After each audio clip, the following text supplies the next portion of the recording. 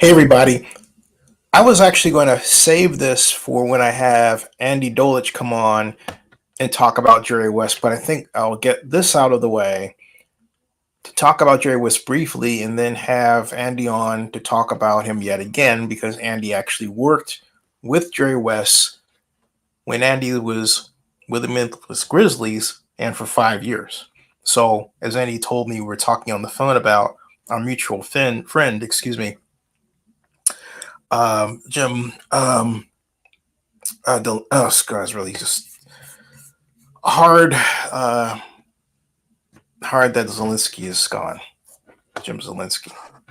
But at any rate, we are talking about Jim and his passing, and and the Jerry West was sort of interact with that, right? So, well, that's a hard thing. Wow, hard thing.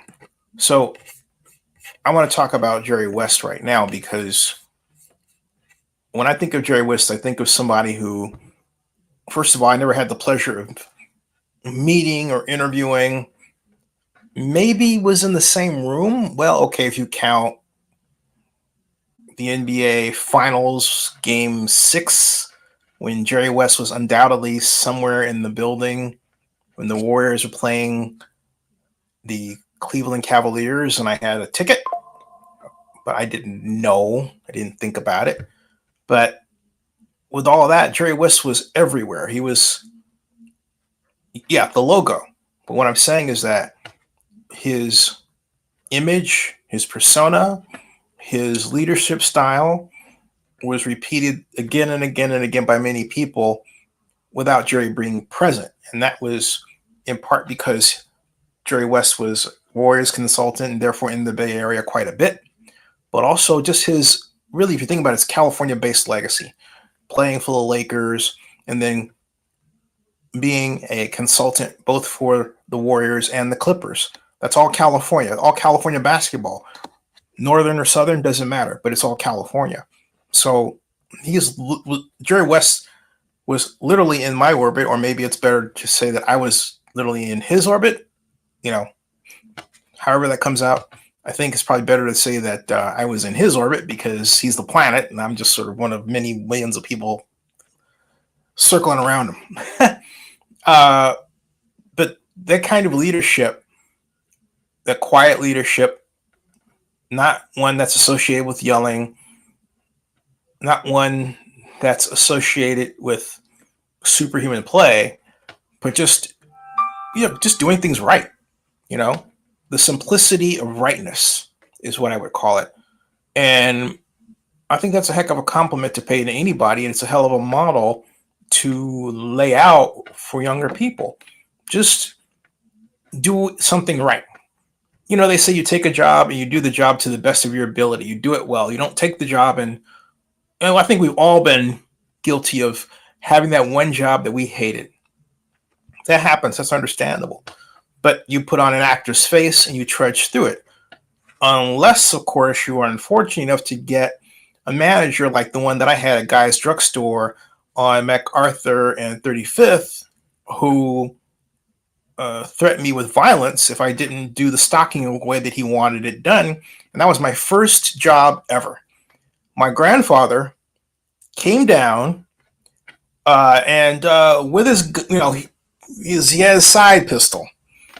And he didn't pull it out on him or anything like that. That would have been not the right thing to do. But let's just say Ben got the message. Ben was the boss, and he was so nice after that, and dare I say deferential, because he knew he was wrong. He was abusing a child who was 14 years old.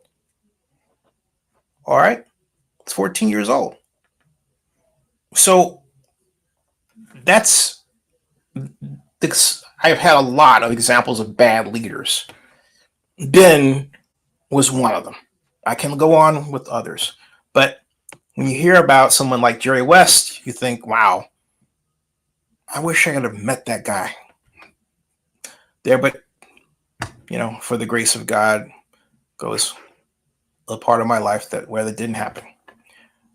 But I have been fortunate enough to know a number of people who match his greatness, and in some cases to work for them and work with them. But terms of basketball, in terms of the exploits that Jerry was known for on the floor, the architect as well off the floor of Showtime, which launched the Lakers as we know them today. And a number of Lakers fans are, and I have to admit, I am a kind of a Lakers fan. I'm a fan of the image they created because what they did was oh so right for LA. I mean, just because the Lakers are in Los Angeles doesn't mean that they have to reflect Hollywood. I mean, if you think about it, the Clippers don't, but the Lakers do. We think of the Lakers as a star team. We think of the Lakers as an organization that reflects LA. We look for Jack Nicholson on court side. We look in the stands and hey, maybe there Michael Douglas is over there, who's actually a friend of Jack Nicholson's, or maybe somebody else. Maybe it's Gwen Stefani over here. You get the idea. Stars all over the place. It seems every game that's on television, and that's most games. Now it's all games. Amazing. Well, Jerry West literally caused all that to happen. Not bad. Not a bad legacy. All right. We're going to hear more later from a guy who knows Jerry West better than I ever could imagine, and that's Andy Dolich. And we'll talk about him more later. I'll see you. Thank you for watching, by the way, very much. We'll see you, everybody. I'll be back. Oh, Nathan, wait a minute. Nathan says, first Bill Walton and now Jerry West. It's been a rough these past couple of weeks. Bill Walton, Jerry West, and locally,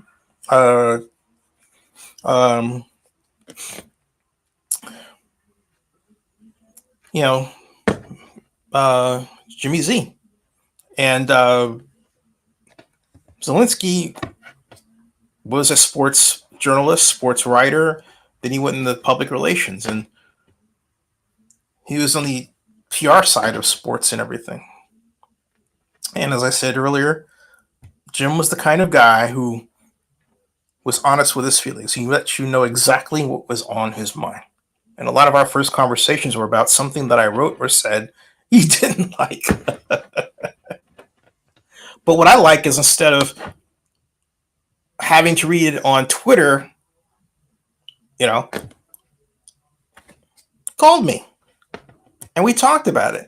And it's better to talk to somebody about something you disagree with on the phone than shoot text at them. I don't care if it's this phone or the text that's within Twitter or any of the other systems you might use. If you have a disagreement with anyone, you pick up the phone and call them. Don't send a text for a host of reasons. First of all, you tend to write things that you wouldn't say. Your brain, for some particular reason, loses its humanity when you're writing something. But when you're talking to a person, you seem to be tactily aware that you are dealing with another human being and their feelings, and that kicks in, all right? And that's the way to go. So always do that, all right? So next up on vlog, I'm going to talk about the NFL red carpet briefly, or its future.